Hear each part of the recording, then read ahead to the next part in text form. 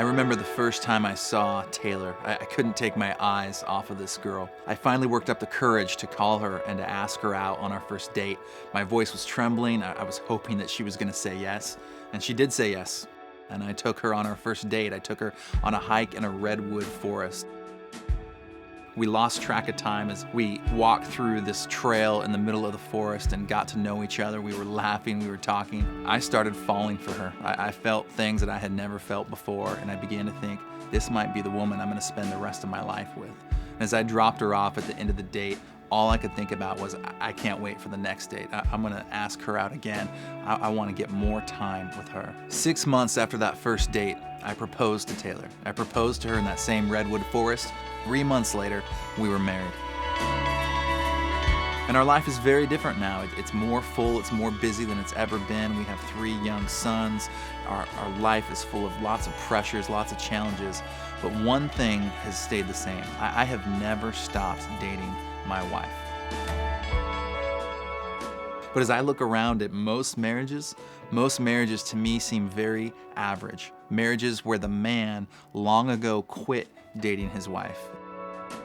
Boring, dull marriages where it's not going anywhere. The man is not excited to keep pursuing that girl that he married. But see, I think the most important thing that a man can do is take great care of his wife.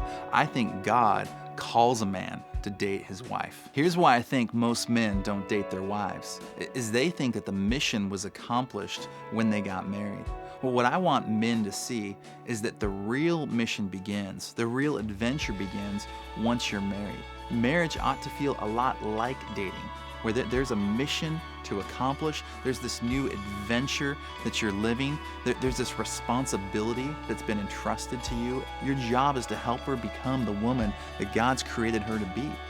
That's gonna require sacrifice. That's gonna require creative thinking.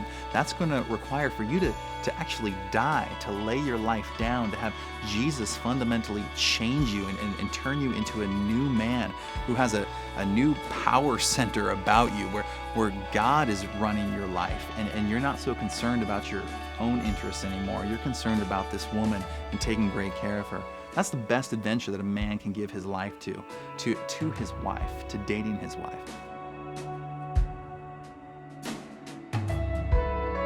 Looking back, that first date was a blast, but now 9 years into marriage, it's better.